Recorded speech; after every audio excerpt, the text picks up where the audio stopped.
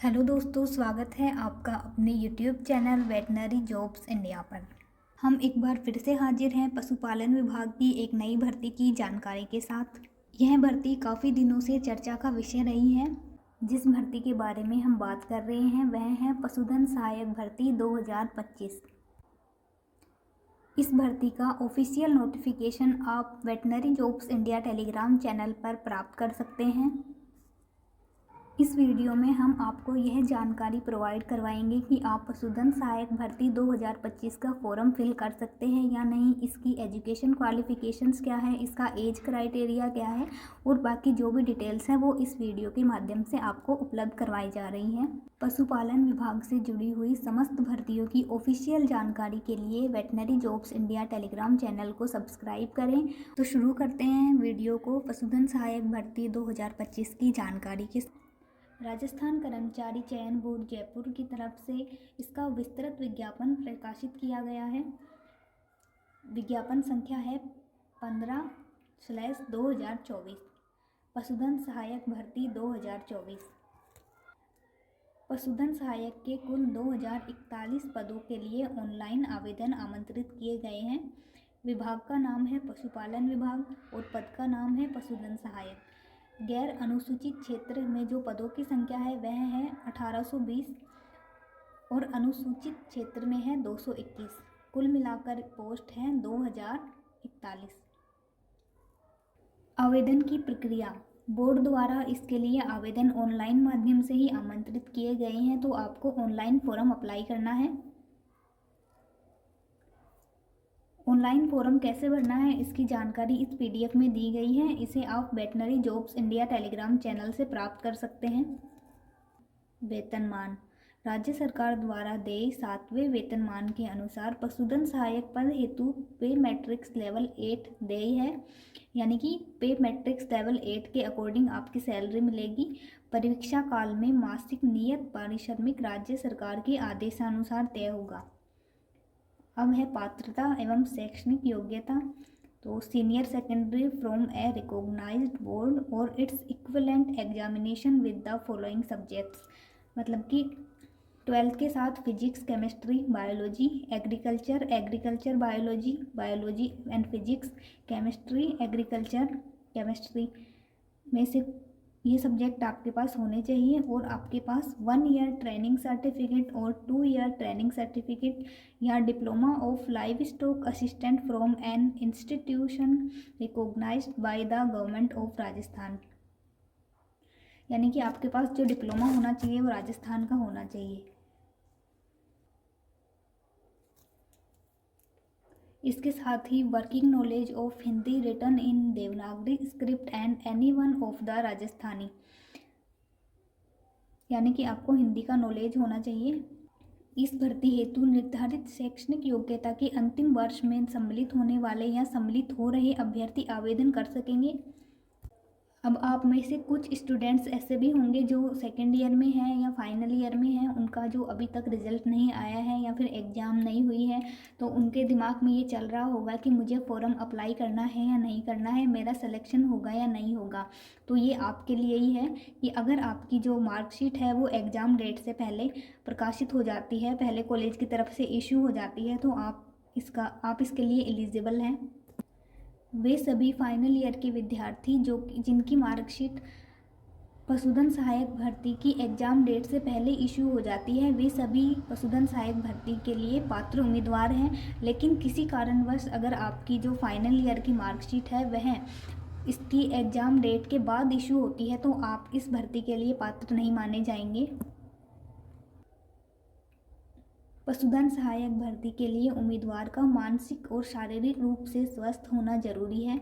इसके साथ ही सेवा में सीधी भर्ती के लिए आवेदक का चरित्र ऐसा होना चाहिए कि वह उक्त पद के लिए नियुक्ति के लिए योग्य हो सके। उसे सच्चरित्र का प्रमाण पत्र ऐसे विश्वविद्यालय, स्कूल या कॉलेज जहाँ से भी उसने अंतिम शिक्षा प्राप्त की हो के प्रधानाचार्य, शिक्षा अधिकारी के द्वारा प्रस्तुत करवाना होगा। ऐसे 2 उत्तरदायी व्यक्तियों के प्रमाण पत्र भी प्रस्तुत करने होंगे जो आवेदन की दिनांक से 6 महीने पहले के ना हो और अभ्यर्थी के रिश्तेदार द्वारा दिए हुए ना हो, यानी कि आपको चरित्र प्रमाण पत्र है वो लगाना है। इसका मतलब है कि आपने लास्ट अंतिम जो शिक्षा जहाँ से ली है वहाँ से आपको चरित्र प्रमाण पत्र वहाँ से इशू करवाना है। अब देखते हैं इसका एज क्राइटेरिया क्या होगा। तो आवेदक 1 जनवरी 2026 को 18 वर्ष की आयु प्राप्त कर चुका हो, यानी कि आपकी जो मिनिमम एज है वह 18 होनी चाहिए और मैक्सिमम एज है वो 40 से ज़्यादा नहीं होनी चाहिए। और ये जो एज काउंट होगी वह होगी 1 जनवरी 2026 से।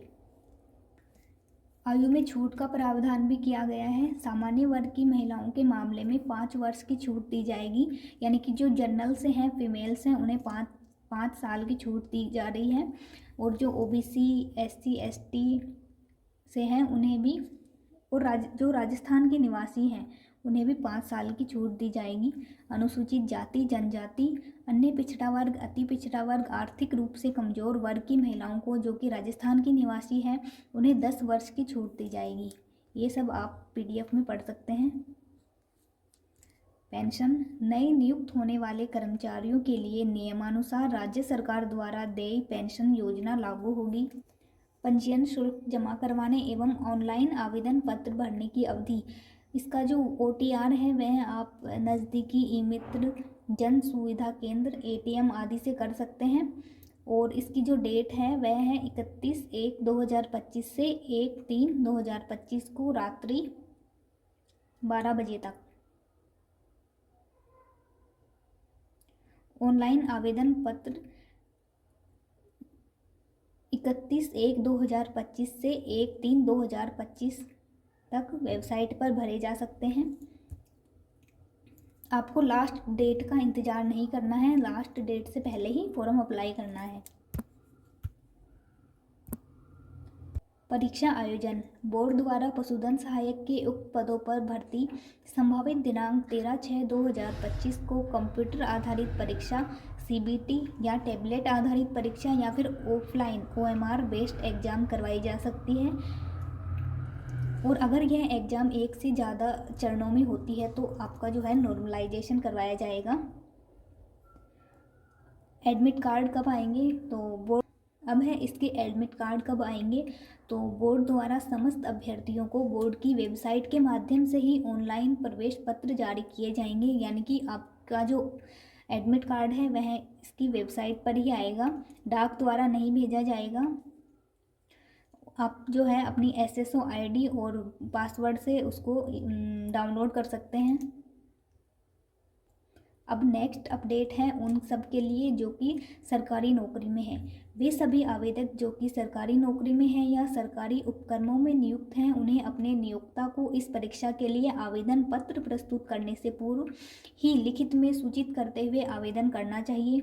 आवेदक को पात्रता की जांच एवं दस्तावेज सत्यापन के समय नियोक्ता विभाग से प्राप्त अनापत्ति प्रमाण पत्र प्रस्तुत करनी होगी। अगर आप गवर्नमेंट जॉब में हैं तो आपको NOC प्रस्तुत करनी होगी।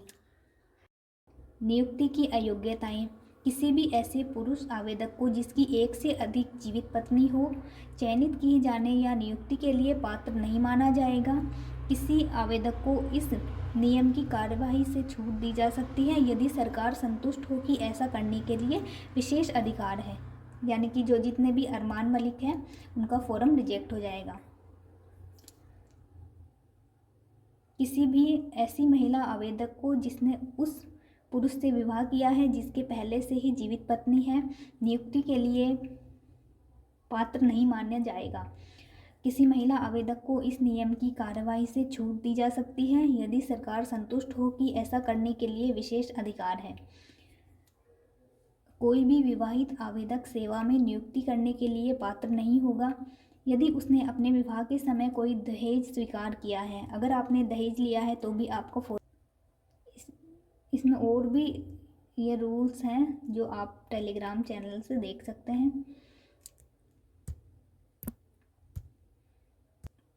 इसमें यह कॉलम भी दिया हुआ है कि आपको आवेदन कैसे करना है, मतलब जो भी डिटेल्स हैं जो भी दिशा निर्देश हैं वो इसमें लिखे हुए हैं, तो आप इनको पढ़कर आराम से आवेदन करें।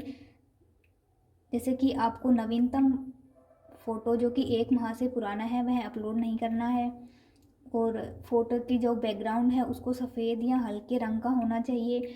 आवेदक का चेहरा कम से कम 50% जगह घेरना चाहिए फ़ोटो में आवेदक का चेहरा। अब है ऑनलाइन आवेदन में संशोधन की प्रक्रिया, यानी कि अगर आप ठीक से इसको बिना पढ़े ही अगर आपने अप्लाई कर दिया हो और आपके फॉर्म में कुछ मिस्टेक्स आ जाती हैं, ये उसके लिए है, तो आप इसमें संशोधन शुल्क जमा करवा के अपना करेक्शन करवा सकते हैं। इसकी फ़ीस है 300 रुपये। भी जिनके पास इसकी एजुकेशन क्वालिफ़िकेशन नहीं है फिर भी वो फॉर्म अप्लाई कर देंगे, तो यहाँ साफ साफ मेंशन किया हुआ है कि बोर्ड द्वारा उक्त विज्ञापन में उल्लेखित शैक्षणिक योग्यता अर्थात संबंधित प्रमाण पत्र धारित नहीं होने के उपरांत भी अगर अभ्यर्थी द्वारा ऑनलाइन आवेदन भर दिया गया है, यानी कि आपके पास एजुकेशन क्वालिफिकेशन पशुधन सहायक के लिए है ही नहीं, फिर भी आपने इसका फॉर्म अप्लाई कर दिया है, तो ऐसे आवेदक ऑनलाइन आवेदन की अंतिम तिथि के बाद ऑनलाइन संशोधन करवाए जाने के पश्चात आगामी 7 दिन के भीतर SSO पोर्टल पर लॉगिन करके रिक्रूटमेंट पोर्टल का चयन कर माई रिक्रूटमेंट सेक्शन के अंतर्गत संबंधित परीक्षा के समक्ष उपलब्ध विड्रॉ बटन पर क्लिक करके अपना ऑनलाइन आवेदन पत्र प्रत्यारित कर सकेंगे, यानी कि आप अपना आवेदन जो है वह वापस ले सकते हैं। विज्ञापन के अनुसार वांछित योग्यता नहीं होने के बावजूद भी इस अवधि में आवेदन पत्र विथड्रॉ नहीं करने वाले अभ्यर्थी के विरुद्ध बोर्ड द्वारा पात्रता जांच उपरांत विधि सम्मत कार्रवाई की जाएगी। अगर आपके पास इसकी एजुकेशन क्वालिफिकेशन नहीं है फिर भी आप फॉर्म अप्लाई करते हैं और फॉर्म अप्लाई करने के बाद अगर आप इसको विथड्रॉ नहीं करते हैं तो आपके खिलाफ कार्रवाई की जाएगी। आवेदक द्वारा ऑनलाइन आवेदन में भरी गई शैक्षणिक एवं तकनीकी योग्यता को ही अंतिम रूप से मान्य किया जाएगा। ऑनलाइन आवेदन में दर्ज योग्यता के अतिरिक्त अन्य संस्था विश्वविद्यालय से प्रदत्त डिग्री डिप्लोमा को स्वीकार या मान्य नहीं किया जाएगा। अतः आवेदन सावधानीपूर्वक अपनी शैक्षणिक योग्यता ऑनलाइन आवेदन में भरें, यानी कि अगर आपने फॉर्म भर दिया है और आपने जो अपनी मार्कशीट अपलोड नहीं की तो आपका जो फॉर्म है वह वही अंतिम रूप से माना जाएगा, यानी कि आपको अपने सारे डॉक्यूमेंट्स कंप्लीटली भरने हैं। अभ्यर्थियों को वर्ग विशेष हेतु आरक्षित पदों का लाभ तभी मिलेगा जब उनके मूल दस्तावेजों की जांच उपरांत अभ्यर्थी नियमानुसार नियुक्ति हेतु पात्र हैं, यानी कि आपको जो आरक्षण का लाभ तभी मिलेगा जब आपके पास पूरे दस्तावेज होंगे, पूरे डॉक्यूमेंट्स होंगे। अनारक्षित पदों हेतु अभ्यर्थियों को राजस्थान राज्य में सक्षम अधिकारी द्वारा जारी मूल निवास प्रमाण पत्र एवं जाति प्रमाण पत्र प्रस्तुत करने होंगे, यानी कि जो भी आरक्षण लेना चाहते हैं उन्हें आपको सक्षम अधिकारी द्वारा मूल निवास और जाति प्रमाण पत्र प्रस्तुत करने होंगे। अगर आप प्रस्तुत नहीं करते हैं तो फिर आप जनरल में काउंट होंगे, आपको आरक्षण का लाभ नहीं मिलेगा। अनुसूचित जाति और जनजाति के लिए जारी किए गए जाति प्रमाण पत्रों की अवधि जीवन पर्यंत होगी, मतलब जो SC ST कैंडिडेट्स हैं उन्हें अपना कास्ट सर्टिफिकेट बार बार नहीं बनवाना है, लेकिन जो OBC के लिए संबंधित प्रमाण पत्र एक बार ही जारी किया जाएगा, परंतु क्रीमी लेयर में नहीं होने संबंधी को 3 वर्ष के लिए विधि संबद्ध शपथ पत्र के आधार पर मान्यता दी जाएगी। और अगर आप क्रीमी लेयर में नहीं होने संबंधित प्रमाण पत्र 1 वर्ष के लिए मान्य होगा। एक बार क्रीमी लेयर में नहीं होने का प्रमाण पत्र जारी करने के बाद अगर प्रार्थी आगामी वर्ष में भी क्रीमी लेयर में नहीं है तो ऐसी स्थिति में उसे सत्यापित शपथ पत्र लेकर पूर्व में जारी प्रमाण पत्र को ही मान्य मान लिया जाएगा। अब है आवेदन में गलत सूचना प्रस्तुत करने व अनुसूचित साधनों की रोकथाम के लिए। तो अगर आपने गलत सूचना अपने एप्लीकेशन फॉर्म में दर्ज की है तो आपके खिलाफ कार्रवाई होगी। दोष सिद्धि पर 2 वर्ष की कालावधि के लिए कोई सार्वजनिक परीक्षा देने से विवर्जित किए जाने के भी प्रावधान हैं। तो अपनी सही डिटेल्स आपको फॉर्म में भरनी है। अब है पशुधन सहायक के पदों हेतु परीक्षा की स्कीम एवं पाठ्यक्रम। तो जो पशुधन सहायक भर्ती 2022 में आई थी उससे इस पाठ्यक्रम को थोड़ा सा बढ़ा दिया गया है। पार्ट ए है राजस्थान का इतिहास, कला, संस्कृति, साहित्य, परंपरा एवं विरासत, राजस्थान का भूगोल, राजस्थान पर विशेष बल के साथ भारतीय राजनीतिक व्यवस्था, राजस्थान की अर्थव्यवस्था, दैनिक विज्ञान, कंप्यूटर का सामान्य ज्ञान और समसामयिक घटनाएं। टोटल प्रश्न आएंगे 50, कुल अंक होंगे 50। और पार्ट बी है वेटनरी साइंस, टोटल प्रश्न आएंगे 100 और पार्ट ए और पार्ट बी को मिलाकर टोटल मार्क्स होंगे 150 और टाइम मिलेगा 3 घंटे का। यह ऑब्जेक्टिव प्रश्न होंगे और सभी के जो अंक हैं वो समान होंगे। न्यूनतम जो उत्तीर्णांक है वह है 40%। इससे कम अगर आपके मार्क्स आते हैं तो आप नियुक्ति के लिए पात्र नहीं होंगे। और इसमें नेगेटिव मार्किंग है 1/3, 1/3। ये है सिलेबस पार्ट ए के लिए। तो राजस्थान का इतिहास, कला, संस्कृति, साहित्य, परंपरा और विरासत में जो जो टॉपिक है वो है, और ये कंप्लीट पीडीएफ आपको मिल जाएगी। प्रत्येक प्रश्न के 5 विकल्प मिलेंगे, A B C D E, ये अंकित होंगे और आपको जो है एक विकल्प है उसको नीले बॉल पेन से भरना होगा। 5 में से एक विकल्प तो आपको भरना ही है। यदि अभ्यर्थी द्वारा किसी प्रश्न को हल नहीं किया गया है तो 5वां विकल्प को गोला गहरा करना होगा। यदि 5 विकल्पों में से किसी को भी गहरा नहीं किया गया है, ऐसे 10% प्रश्नों को प्रत्येक प्रश्न के हिसाब से 1/3 अंक घटा दिए जाएंगे। तो अगर आपको आंसर नहीं आता है फिर भी आपको जो लास्ट वाला गोला है उसको भरना है। प्रश्न पत्र हल करने के बाद अभ्यर्थी को सुनिश्चित करना होगा कि प्रत्येक प्रश्न का जो गोला है वह गहरा भर दिया गया है। इसके लिए आपको 10 मिनट एक्स्ट्रा दिए जाएंगे। जिस अभ्यर्थी के द्वारा 10% से अधिक प्रश्नों को किन्हीं 5 गोलों में से गहरा नहीं भरने पर उसे अयोग्य माना जाएगा। यानी कि अगर आपने 10% से अधिक प्रश्नों को 5 गोलों में अगर गहरा नहीं किया है तो आपको अयोग्य माना जाएगा, डिस्क्वालीफाई कर दिया जाएगा। बोर्ड की वेबसाइट है वह है http://rssb.rajasthan.gov.in। इस वीडियो में हमने राजस्थान पशुधन सहायक भर्ती 2024-25 के बारे में जितनी भी जानकारी थी उन्हें उपलब्ध करवाने की कोशिश की है। आशा करते हैं कि आपको यह पसंद आया होगा। धन्यवाद।